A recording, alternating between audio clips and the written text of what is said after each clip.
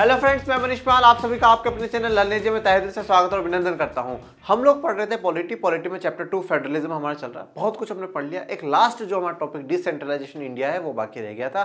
तो हम लोग शुरू करते हैं आज का लेक्चर नंबर 3। तो हम लोगों को क्या क्या इस चैप्टर में जानना था, जो हम जान चुके हैं। फेडरलिज्म का मीनिंग जान चुके हैं, यूनिटरी सिस्टम जान चुके हैं, की feature of federalism, what makes India federal country, how federalism is practice and finally decentralisation in India, जो कि हमारा आज का टॉपिक है।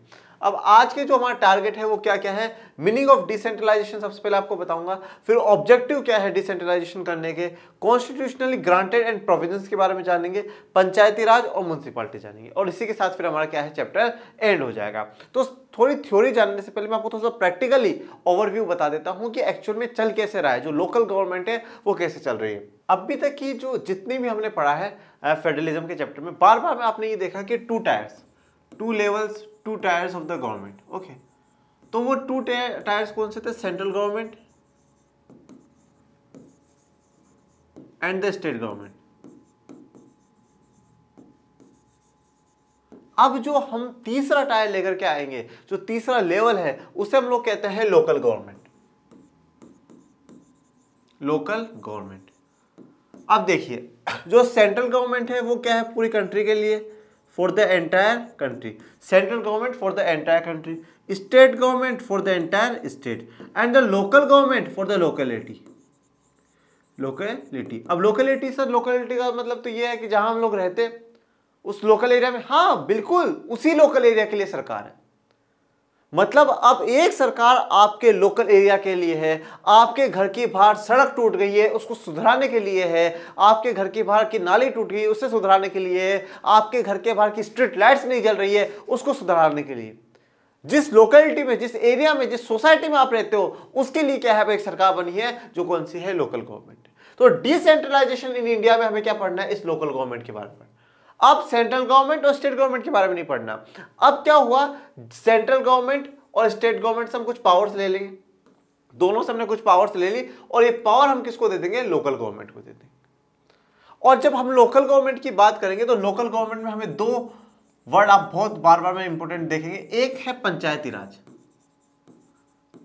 पंचायती राज, पंचायती राज वो सिस्टम है जहां क्या हो, विलेजेस में चलता हो। विलेजेस की जो हम लोग लोकल गवर्नमेंट सेलेक्ट करते हैं उसे हम लोग क्या कहते हैं? पंचायती राज सिस्टम कहते हैं। और जो अर्बन एरिया में, टाउन्स में हम लोग सेलेक्ट करते हैं उसे हम लोग कहते हैं municipalities. For the urban areas and towns. तो जो हमारे लोकल गवर्नमेंट की कहानी यह है कि हम सेंट्रल गवर्नमेंट, स्टेट गवर्नमेंट से कुछ पावर लेकर के लोकल गवर्नमेंट को दे रहे हैं, इसे हम डिसेंट्रलाइजेशन कह रहे हैं। हमने पावर को और भी डिसेंट्रलाइज कर दिया। सेंट्रलाइज का मतलब क्या होता है? एक जगह पावर का होना। सेंट्रलाइज्ड मतलब एक जगह पावर होना। सारी की सारी पावर्स क्या हो? एक ही जगह हो। जैसे कि सेंट्रल गवर्नमेंट के हाथ में हो, वो क्या होता है? सेंट्रलाइज्ड होता है। अब हमने क्या कर दिया है? डिसेंट्रलाइज्ड कर दिया है। सेंट्रल गवर्नमेंट की कुछ पावर पहले स्टेट गवर्नमेंट को दी, अब और कुछ पावर किसको दे दी है? लोकल गवर्नमेंट को दे दी है। तो हमने क्या कर दिया? डिसेंट्रलाइज कर दिया है कि भैया पावर्स का जो है, किसी एक जगह पे पावर नहीं रहनी चाहिए, बल्कि उससे एक से ज्यादा जगह पे रहनी चाहिए। हम लोकल गवर्नमेंट के बारे में जानते हैं। तो हमेशा याद रखना, central government for the country, state government for the state, and the local government for locality. जिस लोकेलिटी में आप रहते हैं, जिस एरिया में आप रहते हैं, वहां के लिए क्या है? लोकल गवर्नमेंट बनाई जाती है। अगर आप गांव में रहते हैं तो आप पंचायती राज का नाम सुनेंगे, और अगर आप शहरों में रहते हैं तो म्युनिसिपैलिटीज का नाम सुनेंगे। हिंदी में जैसे नगर निगम, नगर परिषद, नगर पालिका, इनका भी नाम आपको देखने को मिलता है, जो कि जिन्हें क्या है? म्युनिसिपैलिटीज कहा जाता है। अब आ जाते हैं decentralisation. When power is taken away from the central and the state government, सबसे इंपॉर्टेंट बात है कि आपको सोशल साइंस के किसी भी चीज को रटना नहीं है। रटाना मेरा बिल्कुल भी मकसद नहीं है। सोशल साइंस को अगर रट लोगे तो फिर बेकार बात है। सोशल साइंस किस की बात करता है? सोसाइटी की बात करता है। उस सोसाइटी की बात करता है जिस सोसाइटी में आप रहते हो, मैं रहता हूं। हम ऐसे सब्जेक्ट पढ़ते हैं जो हमारे बारे में बताते हैं। पॉलिटी क्या है कि इंडिया का पॉलिटिकल सिस्टम क्या है, इंडिया के पॉलिटिकल सिस्टम के बारे में पॉलिटी बताता है। इकोनॉमिक्स क्या है? पैसे का यूज आप सब करते हो, उस पैसे के बारे में बता रहा है। ज्योग्राफी हमारी अर्थ के बारे में बताता है। हिस्ट्री हमारे एंसेस्टर्स के बारे में बताता है। तो सोशल साइंस को रटने की जरूरत नहीं, सिर्फ समझो। हर चीज को, एक एक पॉइंट को, एक एक शब्द को समझते चलो। क्या कह रहा है कि when power is taken away from central and state government, किससे ले ली पावर? सेंट्रल गवर्नमेंट और स्टेट गवर्नमेंट से। देखो अगर एक ही सरकार होती है पूरे देश में, मेरी बात बहुत ध्यान से सुनना, एक ही सरकार हो और वो एक सरकार कौन सी हो? सेंट्रल गवर्नमेंट, उसे हम लोग क्या कहते हैं? Unitary system. क्या कहते हैं? Unitary system. अब क्या करा भैया, हमें तो यूनिटरी सिस्टम नहीं रखना, हमें तो पावर को डिवाइड कर देना है। तो जब सेंट्रल गवर्नमेंट की कुछ पावर्स लेकर के क्या कर दिया, हमने स्टेट गवर्नमेंट को दे दिया। हमने सेंट्रल गवर्नमेंट की कुछ पावर्स लेकर के स्टेट गवर्नमेंट को दे दिया। अब जो सेंट्रल गवर्नमेंट की पावर्स लेकर के स्टेट गवर्नमेंट को दे दिया, तो हमने क्या कहा? फेडरलिज्म, कि भाई दोनों के पास अपनी अपनी पावर्स होगी। अब क्या हुआ, जब हमने इसकी पावर्स को लेकर के तीसरी लोकल गवर्नमेंट को दे दिया, तो हमने क्या कहा? डिसेंट्रलाइजेशन, कि अब और भी डिसेंट्रलाइजेशन हो गया है। अब और भी क्या है, किसी एक के हाथ में पावर नहीं है, बल्कि 3 लेवल्स पे पावर को डिवाइड कर दिया गया है। तो पावर किससे ली गई है? सेंट्रल और स्टेट गवर्नमेंट से ली गई है। और किसको दी जा रही है? लोकल गवर्नमेंट को दी जा रही है। जैसे कि आप 100 रुपए किससे ले रहे हो? मम्मा से ले रहे हो, तो भैया मम्मा को किसने दिए होंगे? पापा ने दिए होंगे, ठीक है ना। मम्मा को किसने दिए होंगे? पापा ने दिए होंगे, वो 100 रुपए। तो क्या बोला जाएगा कि भाई पापा मम्मी से 100 रुपए लेकर के किसको दिए गए? आप किसी का भी नाम ले लो भाई, जैसे कि मैंने मेरे दोस्त को दी। तो उसी प्रकार से सेंट्रल और स्टेट गवर्नमेंट से पावर लेकर के किसको दे दी गई है? लोकल गवर्नमेंट को दे दी गई है। और इसी को हम लोग क्या कहते हैं? डिसेंट्रलाइजेशन कहते हैं। ऑब्जेक्टिव ऑफ डिसेंट्रलाइजेशन, मैंने आपको बताया पंचायती राज सिस्टम सेटअप करा, म्युनिसिपैलिटी सेटअप करे। सबसे बड़ा सवाल हमारे दिमाग में ये उठता है कि जब देश को चलाने के लिए सेंट्रल गवर्नमेंट है, हर स्टेट को चलाने के लिए स्टेट गवर्नमेंट है, व्हाई डिसेंट्रलाइजेशन? क्या जरूरत है कि हम लोकल गवर्नमेंट लेकर के आए?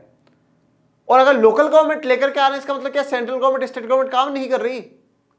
हम पढ़ चुके हैं कि किस प्रकार से जो उनका पावर ऑफ डिवीजन कर रखा है, उनको किन किन चीजों पे लॉ बनाने हैं, वो भी हम लोग पढ़ चुके हैं। उसके बावजूद भी तीसरी गवर्नमेंट की हमें जरूरत कहां है? ये ऑब्जेक्टिव क्या है, उद्देश्य क्या है? हम सभी का कुछ ना कुछ एम होता है, कुछ ना कुछ ऑब्जेक्टिव होता है। तो डिसेंट्रलाइजेशन के पीछे ऑब्जेक्टिव क्या है, क्या उद्देश्य है, वो हमें जानना है। Large number of problems and issues which are best settled at the local level. ठीक है, अब देखो जब हम क्या है सेंट्रल गवर्नमेंट बनाते हैं तो इलेक्शंस होते हैं, हम एमपी चुनते हैं, मेंबर ऑफ पार्लियामेंट। ओके, जब इलेक्शंस होते हैं स्टेट में, हम एमएलए चुनते हैं, मेंबर ऑफ लेजिस्लेटिव असेंबली।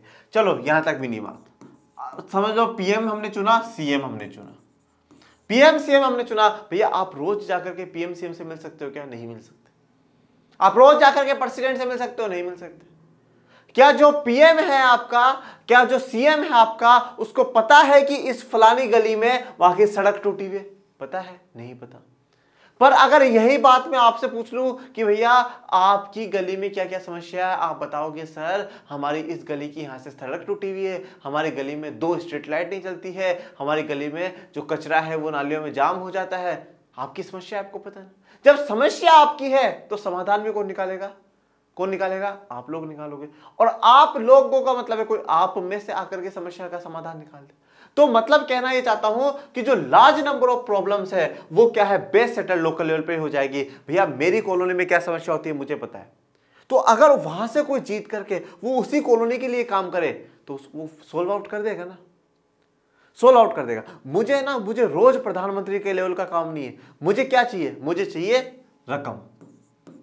क्या चाहिए? रकम। रोटी कपड़ा मकान, ये मेरी बेसिक नेसेसिटीज है, ये मिलनी चाहिए। रोटी कपड़ा मकान तो मुझे मिलना चाहिए। उसके बाद क्या मिले? अच्छी रोड मिल जाए, अच्छी हेल्थ फैसिलिटी मिल जाए, ड्रेनेज सिस्टम अच्छा हो। ओके, ड्रेनेज सिस्टम अच्छा हो, स्ट्रीट लाइट्स हैं वो लाइट्स सही से चले, मेरे घर में regular water and electricity supply होती रहे, वाटर एंड इलेक्ट्रिसिटी सप्लाई होती है। ये मेरी बेसिक्स है ना, ये मुझे चाहिए। रकम रोटी कपड़ा मकान के अलावा बताया मैंने, रोड होनी चाहिए, health drainage light water electricity supply, ये होनी चाहिए। और ये प्रॉब्लम अगर मेरी कोई लोकल पर्सन ही सेट कर दे तो मुझे प्रधानमंत्री मुख्यमंत्री तक पहुंचने की जरूरत ही नहीं। इसलिए कहा है कि जो लोकल प्रॉब्लम्स है वो लोकल लेवल पर ही सोल्व हो जाए। People have better knowledge of problems in their localities. तो हम हमारे एरिया में, हमारे लोकेलिटीज में जानते हैं कि हमारे जो प्रॉब्लम्स है हमें अच्छा आइडिया है। बाकायदा कि एक मुख्यमंत्री प्रधानमंत्री की तुलना में हम ज्यादा अच्छे से जानते हैं। जैसे कि आपको यहाँ पे एक इमेज भी दिखाई है, जो रोड पे फूटा हुआ है, हर जगह गड्ढे गड्ढे पानी भरा हुआ है। ये चीजें तो शायद दिखाने की जरूरत भी नहीं है, आप सभी जानते हो, बहुत अच्छे से जानते हो। They also have better ideas on where to spend money and how to manage things more efficiently. और ये लोग बहुत अच्छे से ये बात भी जानते हैं कि पैसा कहाँ लगना चाहिए और मोर इफिशिएंटली कैसे, सही तरीके से कैसे लगाया जाता है, ये बहुत अच्छी तरीके से जानते हैं। जैसे कि ये नल है और इस नल में से क्या है, पैसे गिर रहे हैं, तो अब हम क्या है बहुत अच्छे से, जैसे हमें पता होता है ना भाई कितना पानी हमें यूज करना है मुंह धोने के लिए, कितना पानी हमें यूज करना है ब्रश करने के लिए, कितना पानी हमें यूज करना है नहाने के लिए, उसी प्रकार से आपको पता है ना कितना पैसा यूज करना है। तो जितना पानी आप यूज करते हो उतना ही उसे खोलते हो फिर बंद कर देते हो, तो जितना पैसा यूज करना उतना ही खोलोगे। मतलब इससे आइडिया ये जो है मैसेज है इस इमेज का वो ये है कि आप क्या है, जो लोकल एरिया के लोग हैं वो अच्छे से जानते हैं कि पैसा कहाँ लगना चाहिए। उनको पता है कि रोड से ज़्यादा जरूरी क्या है, हमारे यहाँ पे क्या हो, एक कम्युनिटी पार्क हो, रोड से ज़्यादा जरूरी है ड्रेन्स जो है वो ज़्यादा साफ रहे, ठीक है, स्ट्रीट लाइट हो, रोड्स हो, ये सब क्या है जो बेसिक प्रॉब्लम्स वो लोग जानते हैं और वहाँ पैसा लगना चाहिए। People to directly participate in decision making, तो और लोग क्या है डायरेक्टली पार्टिसिपेट करते हैं डिसीजन मेकिंग में। कैसे करते हैं पंचायती राज में, आपको चीज समझ में आएगी। Local government is the best way to realise one important principle of democracy, namely local self government. ठीक है, लोकल गवर्नमेंट से क्या है कि एक जो डेमोक्रेसी का मेन प्रिंसिपल है क्या, लोकल सेल्फ गवर्नमेंट। देखो क्या लिखा है, लोकल सेल्फ, सेल्फ मतलब मैं, हम खुद गवर्नमेंट चला रहे हैं, कैसे चला रहे हैं वो भी आप देखिएगा। अब आ जाते हैं कॉन्स्टिट्यूशनली ग्रांटेड। कॉन्स्टिट्यूशनली ग्रांटेड, देखो ऐसी बात नहीं है कि जब हमारा संविधान 26 जनवरी 1950 को बनकर के तैयार हुआ उसमें पंचायती राज की बात नहीं है, बिल्कुल है, ठीक है। महात्मा गांधी के विचारों को जोड़ा गया है। महात्मा गांधी कहते थे कि जो भारत है वो कहाँ बसता है, गाँव में बसता है। तो गाँवों को ध्यान में रखते हुए, लोकल एरियाज को ध्यान में रखते हुए ये विचार पहले से ही था, परंतु क्या है कि वो ऐसे डीपीएसपी में डाले गए थे। डीपीएसपी होता है directive principle of state policy. इसमें क्या है, कहा जाता है कि सरकार करना चाहे तो करे और ना करना चाहे तो भी कोई दिक्कत वाली बात। ओके, तो इसलिए क्या, इट्स ओके, कोई बात नहीं। 1959 में राजस्थान में तो स्टार्ट भी हो गया था कुछ जगह पर। पहले क्या था कि इलेक्शंस नहीं हो रहे थे, सही काम से नहीं चल रहा था। अब उसके बाद क्या होता है कि 1992 में कॉन्स्टिट्यूशन में अमेंडमेंट का मतलब होता है संशोधन कर देना, बदलाव कर देना, कुछ चेंजेस लेकर के आना।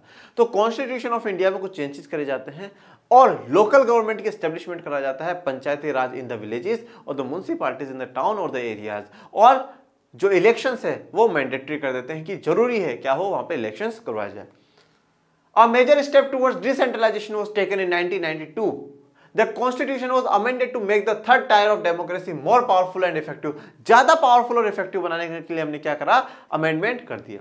Now it is constitutionally mandatory to hold regular elections to the local government bodies. अब ये क्या हो गया, कॉन्स्टिट्यूशनली मैंडेटरी हो गया, संवैधानिक बाध्यता हो गया, जरूरी हो गया। मैंडेटरी का मतलब होता है कंपल्सरी, ये चीज होनी चाहिए। अब क्या है, ये जरूरी हो गया कि रेगुलर इलेक्शंस हो। रेगुलर इलेक्शंस का मतलब है 5 ईयर्स, हर 5 ईयर्स में क्या हो, इलेक्शंस वहां पे होने चाहिए। तो अब क्या है, कॉन्स्टिट्यूशनली ग्रांटेड, अब क्या है, सील लग गई, संविधान का ठप्पा लग गया। और संविधान तो क्या है, सबसे सुप्रीम है, constitution is the supreme law of our country. तो कॉन्स्टिट्यूशन ऑफ इंडिया सुप्रीम है, तो अब क्या है, कॉन्स्टिट्यूशनल ग्रांटेड हो चुका है। कॉन्स्टिट्यूशनल प्रोविजंस, तो अब कॉन्स्टिट्यूशन में, संविधान में क्या क्या प्रोविजंस करे गए हैं वो हमें देखने। Seats are reserved in the elected bodies and the executive heads of this institution for the scheduled caste, scheduled tribes and other backward classes. तो क्या है, जैसे मान लो कि पूरे टोटल एरिया में 100 सरपंच बनाए जाएंगे, ठीक है। सरपंच क्या होता है अभी हम लोग जानेंगे। 100 सरपंच बनाए जाएंगे, तो उनमें से कुछ एससी कम्युनिटी के, कुछ एसटी कम्युनिटी के और कुछ ओबीसी कम्युनिटी के बनाए जाएंगे। मतलब कुछ सीटें रिजर्व्ड क्या है कर दी गई है कि हाँ भाई इन सीटों पर इसी कैटेगरी के जो लोग हैं उनको उतारा जाएगा। At least 1/3 of all positions are reserved for women. और इनमें से जितने भी हैं, मतलब टोटल 100 सीट्स हो रही हैं, तो उसमें से 1/3 मतलब 33 सीट्स पे क्या हो, वुमेन सिलेक्ट होकर के आए। वुमेन्स क्या है, एम्पावरमेंट हो, वुमेन्स को ज्यादा से ज्यादा पावरफुल बनाया जाए, यही क्या है इस सिस्टम का इंपोर्टेंस डाली गई है और कॉन्स्टिट्यूशन में प्रोविजन करा गया। An independent institution called the State Election Commission has been created in each state to conduct panchayat and municipal elections. देखो हमारा जब संविधान बना, स्टार्टिंग में जब कॉन्स्टिट्यूशन बना उसमें इलेक्शन कमीशन ऑफ इंडिया बना रखा है, इलेक्शन कमीशन ऑफ इंडिया।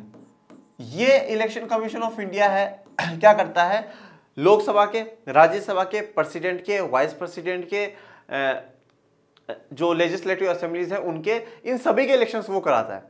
पर जब 92 में क्या करा गया कि भैया म्युनिसिपैलिटीज के, पंचायत के भी चुनाव कराने हैं, इलेक्शंस कराने हैं, तो एक नई बॉडी बनाई गई और क्या नाम रखा गया, स्टेट इलेक्शन कमीशन। वो पूरे देश के लिए ये स्टेट इलेक्शन कमीशन, इनका क्या काम है, इनका काम सिर्फ इतना सा है कि जो पंचायत और म्युनिसिपैलिटीज वाले हैं वो आप क्या है चुनाव कराओ। और हर स्टेट का स्टेट इलेक्शन कमीशन अलग होगा। जैसे मैंने यहाँ पे आपको मिजोरम वाला की फोटो दिखाई है, इमेज दिखाई है, तो ये मिजोरम में जो पंचायत के और उसके चुनाव होंगे उसके कराएगा। The state government are required to share some powers and revenue with the local government body। State government के लिए जरूरी है कि वो कुछ पावर्स और रेवेन्यू क्या करे, लोकल गवर्नमेंट के साथ शेयर करे। कुछ पावर्स दे उनको, तो पावर देगा तभी तो डिसेंट्रलाइजेशन कहलाएगा, और रेवेन्यू उनको कुछ पैसा भी दे जिससे क्या है वो अपना डेवलपमेंट का जो काम है अपने एरिया में वो करा सके। The nature of the sharing varies from state to state. और देखो अभी जो शेयर करने का नेचर है ये अलग है, हर स्टेट में अलग है, ठीक है। कहीं किसी स्टेट में ज्यादा पावर है, कहीं कम है, कहीं रेवेन्यू देने का ज्यादा देते हैं, कम देते हैं। मतलब क्या हुआ, जब 92 में बनाया गया तो कुछ ये जो बेसिक बातें हैं ना, ये बेसिक बातें तो सभी जगह इंप्लीमेंट है। बाकी क्या है, जैसे अभी हम लोग पढ़ेंगे जब पंचायती राज, तो कहीं सरपंच बोलते हैं, कहीं प्रधान बोलते हैं, कहीं अलग अलग जो डेजिग्नेशन है पद है वो दे रखे हैं। तो इसलिए क्या है, आपको हर स्टेट में अलग अलग दिखेगा। कहीं पे हर स्टेट में आपको इलेक्शन का जो प्रोसेस है वो भी थोड़ा सा अलग दिखेगा। कैसे है वो सभी अभी आपको क्लियर हो जाएंगे। अब जानते हैं पंचायती राज के बारे में। देखो पंचायती राज सिस्टम को पहले समझते हैं। पंचायती राज में हमें 3 बातें पढ़नी है। सबसे पहले जो हम लोग पढ़ेंगे वो है ग्राम पंचायत। ग्राम पंचायत। सेकंड है पंचायत समिति।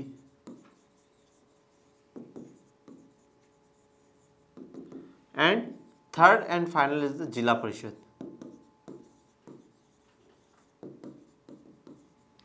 ये 3 लेवल है किसके, पंचायती राज के। इन तीनों को मिलाकर के हम क्या है, पंचायती राज कहते हैं।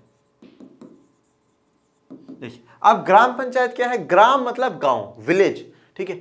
हर गांव की एक पंचायत होगी, मतलब एक बॉडी होगी, ठीक है। एक बॉडी होगी लोगों के चुनी हुई, जिनको लोगों ने चुना हो, उनकी एक बॉडी होगी पंचायत की, वो कहलाएगी ग्राम पंचायत। अभी पूरा डिटेल में और भी पढ़ेंगे। फिर कुछ ग्रामों की पंचायतों को मिलाकर एक पंचायत समिति बना दी जाएगी। और जिला का मतलब क्या होता है, डिस्ट्रिक्ट। और हर डिस्ट्रिक्ट की क्या होगी, टोटल सारी पंचायत समितियों को मिला दिया जाएगा। इन तीनों लेवलों को मिलाकर के हम लोग क्या कहते हैं, पंचायती राज कहते हैं। Rural local government is popularly known by the name panchayat raj, ठीक है। जो रूरल लोकल गवर्नमेंट है, मतलब जो विलेजेस में सिलेक्ट करी जा रही है लोकल गवर्नमेंट, उसे हम लोग क्या कहते हैं, पंचायत राज कहते हैं।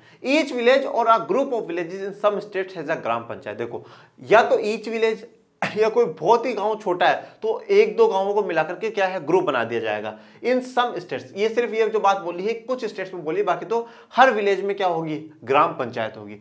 एक विलेज में होना ग्राम पंचायत। देखो अब क्या होगा, जैसे अब ये जो पूरा गांव है इसको क्या करा जाएगा, कुछ वार्ड्स में बांट दिया जाएगा। वार्ड्स में बांटने का मतलब क्या है, छोटे छोटे एरियाज में बांट दिया जाएगा। ओके, छोटे छोटे एरियाज में बांट दिया जाएगा। अब हर एरिया से, मतलब ward number 1, ward number 2, ward number 3, ward number 4, ऐसे करके मान लो टोटल 9 वार्ड है। 9 वार्ड है। हर वार्ड में से एक इंसान को चुना जाएगा, जिसका क्या नाम हो, क्या बोलेंगे हम लोग, उसे बोल देंगे पंच, या वार्ड मेंबर भी आप कह सकते हो।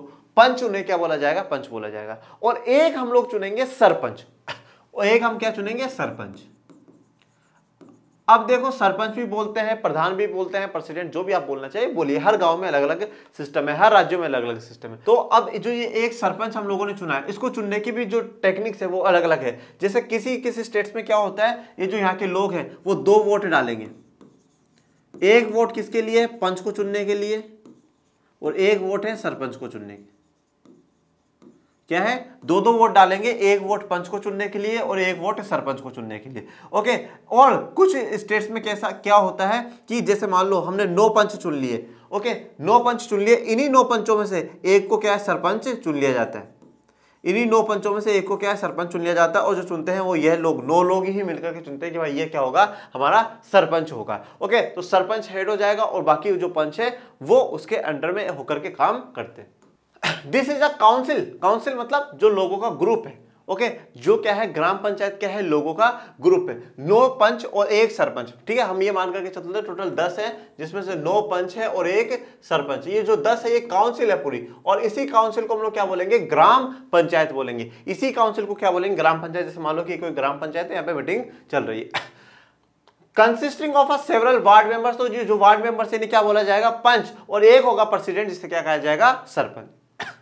दे are directly elected by all the adult population living in that ward. मतलब और इनको कौन चुनेगा? Adult population. एडल्ट पॉपुलेशन का मतलब है 18+। जो भी 18+ है वो सभी क्या है वोट डाल सकते हैं, और 1 मैन 1 वोट 1 वैल्यू के अनुसार कि सभी का वोट की क्या है एक ही वैल्यू होगी। और एडल्ट पॉपुलेशन जो उस वार्ड में, उस एरिया में, जिसमें मैंने आपको बताया ये गांव है और इसको वार्ड में बांटा गया तो ये वार्ड नंबर 1 है, तो उसी लोगों के क्या है लोग वहां के वोट डालेंगे। It is a decision making body for the entire village. Okay, जो डिसीजन मेकिंग बॉडी है पूरे एंटायर विलेज, पूरे गांव के लिए वो डिसीजन मेकिंग बॉडी क्या? कौन? ग्राम पंचायत। ग्राम पंचायत ही डिसाइड करेगी कि क्या होगा क्या नहीं होगा, हमारे गांव में क्या होगा और क्या नहीं होगा। The panchayat works under the overall supervision of the gram sabha. All the voters in the village are its member. Very very important. अब मैंने बात बोला था ना, डायरेक्ट पार्टिसिपेशन हो रहा है। ओके, डेमोक्रेसी में डायरेक्ट पार्टिसिपेशन हो रहा है। लोकल सेल्फ गवर्नमेंट बोली, वो क्यों बोली वो अब देखो आप क्या बोला है। The panchayat works under the several overall supervision of the gram sabha. अब ये ग्राम सभा क्या है? देखो पहली बात सुनना, ग्राम पंचायत। ग्राम पंचायत क्या है? जिन लोगों को इलेक्टेड करा, इलेक्टेड बॉडी।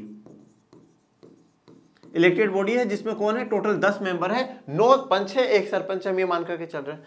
अब ग्राम सभा, ये ग्राम सभा क्या है? ग्राम सभा का मतलब है गांव के सारे voters, all voters. All voters का मतलब क्या है? जितने भी गांव में 18+ के लोग हैं वो सारे के सारे ग्राम सभा के क्या होंगे? मेंबर्स होंगे। बहुत ध्यान से आपको डिफरेंस रखना है। ग्राम पंचायत सिर्फ और सिर्फ इलेक्टेड बॉडी है। ग्राम सभा में जितने भी 18+ के लोग हैं, जितने भी एडल्ट पॉपुलेशन है उस गांव की, वो सब क्या है? ग्राम सभा का भाग होंगे। अब इन्होंने क्या बोला? ग्राम पंचायत किसके सुपरविजन में काम करेगी? ग्राम सभा के। मतलब जो गांव के सभी 18+ लोग हैं उनके सुपरविजन में क्या है वो काम करेगी। वो बताएंगे कि तुम्हें क्या करना है क्या नहीं करना। अब देखो, सरपंच बैठा है, पंच बैठा है, गांव की जो जनता है वो बैठी है, वो बताएगी कि पहले रोड बनाओ, पहले सड़क बनाओ। वो बताएंगे इतने लोगों का नाम बीपीएल में, बिलो पॉवर्टी लाइन में डालो, पहले आप हमारे यहाँ पे क्या है लाइटें लगाओ, आप पहले हमारे यहाँ पे सड़कें बनवाओ, पहले नालियां बनाओ। तो यहाँ उनके सुपरविजन में क्या होगा? काम होगा। जैसे देखो कि ये कोई ग्राम सभा है, वो चल रही है, वो सुन रहे हैं लोग कि क्या काम होगा क्या नहीं होगा। The local government structure goes right up to the district level. अब देखो ये डिस्ट्रिक्ट लेवल तक जाएगा। मैंने आपको बताया ना, सबसे पहले ग्राम पंचायत, ग्राम पंचायत, उसके बाद पंचायत समिति,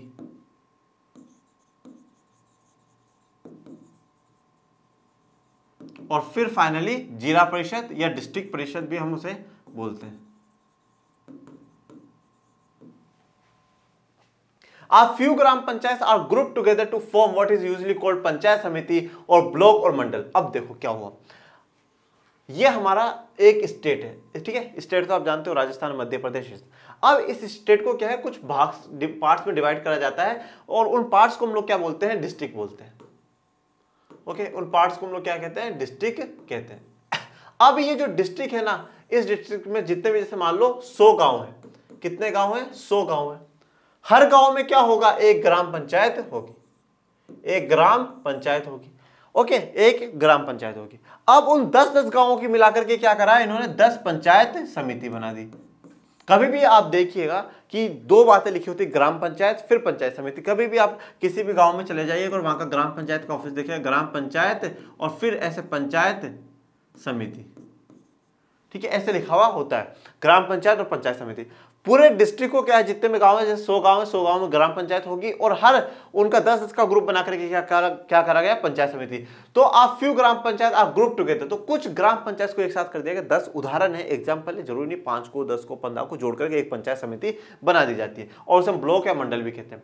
the member of this representative body are elected by all the panchayat members in that area. और जो ये रिप्रेजेंटेटिव बॉडी है, कौन सी? पंचायत समिति वाली। इसमें कौन चूज कर रहा है? जो पंचायत के मेंबर्स है वो चूज करते हैं।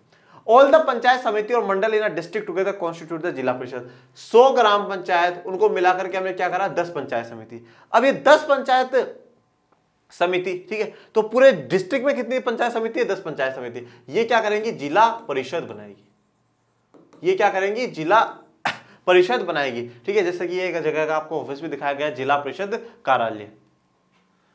Most members of the zila परिषद आर इलेक्टेड। ज्यादातर जो मेंबर्स है जिला परिषद के वो इलेक्टेड होंगे। देखो अब मेरी बात बहुत ध्यान से सुनना। जैसे मान लो कि एक गांव में पानी की समस्या है, उस एरिया में पानी की समस्या है। अब जब एक ग्राम पंचायत में ये बात उठी कि जैसे हम राजस्थान का उदाहरण लेते हैं, राजस्थान के जो पश्चिमी वेस्टर्न एरिया है वहां की बात करते हैं, वहां के ग्राम पंचायत उठी यार पानी की बहुत समस्या। अब ये ग्राम पंचायत किसी ना किसी पंचायत समिति का भाग होगी, पार्ट होगी। अब उन सभी पंचायत समिति में जितने भी गांव हैं उन्होंने 10 गांव में 10 में से 8 ने बोला हाँ यार पानी की समस्या तो सच में पानी की समस्या तो बहुत ज्यादा है। अब ये जो 10 पंचायत समिति है सबका एक एक का जो प्रतिनिधि कौन कर रहेगा, जिला परिषद में कोई ना कोई तो बैठेगा। अब इस जिला परिषद में है ना ये बोलेंगे यार क्या है हमारे तो पानी की समस्या तो है। अब देखो इस जिला परिषद में कौन बैठा है, लोकसभा का मेंबर जो कहां बैठता है, दिल्ली, मेंबर ऑफ पार्लियामेंट। आपका MLA member of legislative assembly जो स्टेट गवर्नमेंट बनाता है और आपकी स्टेट लेजिस्लेटिव असेंबली में बैठता है वो member of legislative assembly. Lok Sabha का मेंबर बैठा हुआ है, मेंबर ऑफ लेजिस्लेटिव असेंबली बैठा हुआ है, आपके जो बड़े बड़े ऑफिसर्स है कलेक्टर जैसे वो ऑफिसर्स बैठे हुए हैं। मतलब एक गांव की समस्या कहां पहुंच गई, दिल्ली पहुंच गई। जब जिला परिषद की मीटिंग होगी, उस डिस्ट्रिक्ट की मीटिंग होगी तो वहां पे आपके लोकसभा का मेंबर भी होगा, मेंबर ऑफ पार्लियामेंट वो भी होगा। और जब फिर वो कभी दिल्ली जाएगा तो वो बोलेगा कि हमारे राज्य में उस जगह इन गांवों में क्या है, पानी की समस्या है।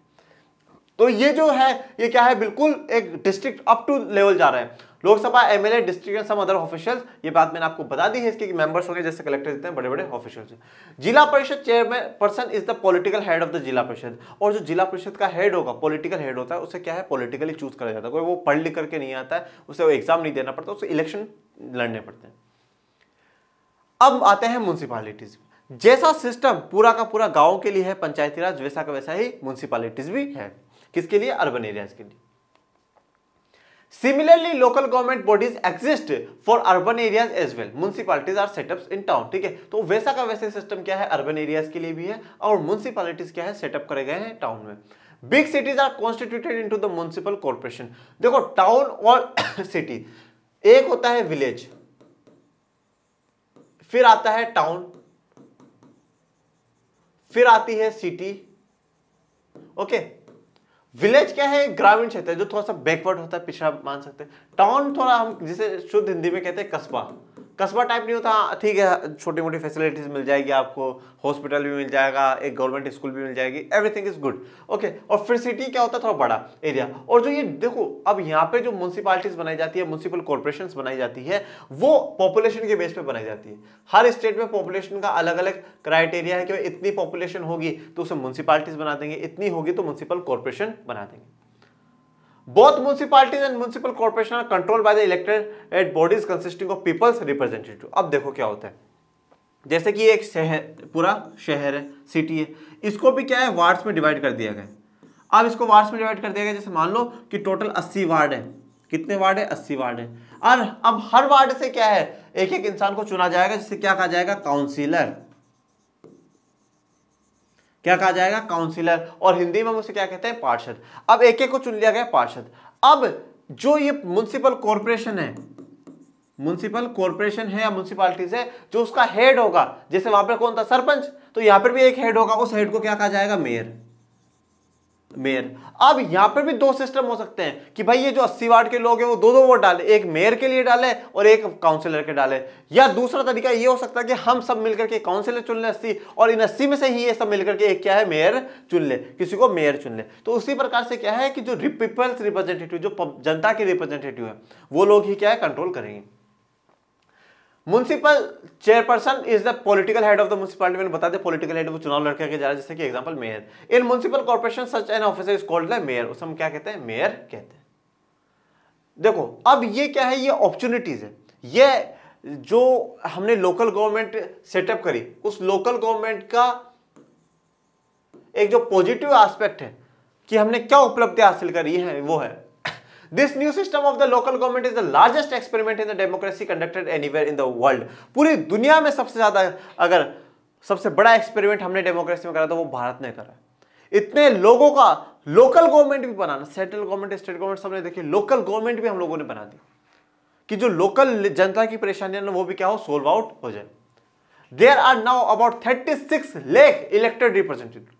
सिर्फ और सिर्फ 36 लाख लोग तो हमने चुन लिए। ये 36 लाख लोग कौन है, कोई पंच है, कोई सरपंच है, कोई मेयर है, कोई काउंसिलर, पार्षद है, ऐसे करके 36 लाख 36 लाख तो हमने चुन लिए। इतने तो किसी किसी देश की तो टोटल पॉपुलेशन है 36 लाख लोग, तो हमने सिर्फ 36 लाख तो जैसे हमने रिप्रेजेंटेटिव चुन लिए। This number is bigger than the population of many countries in the world. बहुत सी ऐसी दुनिया में देश है जिनकी पॉपुलेशन से भी ज्यादा तो हमारी रिप्रेजेंटेशन है। Constitutional status for the local government has helped to depend democracy in our country. और जो कॉन्स्टिट्यूशनल स्टेटस मिल गया 1992 में, जो कॉन्स्टिट्यूशनली ग्रांटेड हो गया, उसके बाद इसने क्या है डेमोक्रेसी को और भी मजबूत कर दिया हमारे देश में। It has also increase women's representation and voice in our democracy. अब जब क्या हुआ, वुमेन्स के लिए हमने सीट कुछ रिजर्व कर दी, तो उनका भी क्या हुआ है कि रिप्रेजेंटेशन बढ़ा, एक तो प्रतिनिधित्व उन लोगों का बढ़ा, और वॉइस वो भी क्या है अपनी आवाज उठाने में सक्षम और काबिल बनी।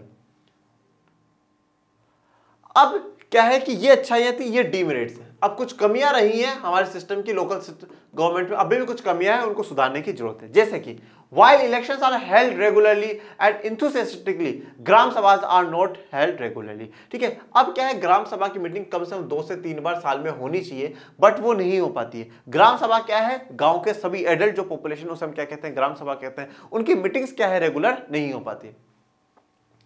Most state government have not transfer significant powers to the local government. और ज्यादातर जो स्टेट गवर्नमेंट है उन्होंने क्या है पावर्स दी नहीं है लोकल गवर्नमेंट को, वो सारे के सारे पावर्स अपने पास ही रखे हुए हैं। Nor have they given the educate resources, और ना उनको रिसोर्सेज दिए, रिसोर्सेज का मतलब ना रेवेन्यू उनको दिया है। ये भी एक चिंता वाला विषय। We are thus still a long way from realising the ideal of self government. तो एक हमें आदर्श अच्छी लोकल गवर्नमेंट बनाने से अभी भी हम लोग क्या है काफी दूर। अब हमारा जो नेक्स्ट टारगेट रहेगा वो क्वेश्चन एंड आंसर्स रहेगा। इसी के साथ जो आज हमारा जो लेक्चर है वो कंप्लीट होता है, और इसके क्वेश्चन आंसर के साथ चैप्टर 2 फेडरलिज्म भी पूरा कंप्लीट हो जाएगा। आपको कोई भी प्रॉब्लम है आप कमेंट बॉक्स में पूछिएगा, और ज्यादा से ज्यादा अपने चैनल लर्निज्म को लाइक करें, शेयर करें, सब्सक्राइब करें। Thank you so much.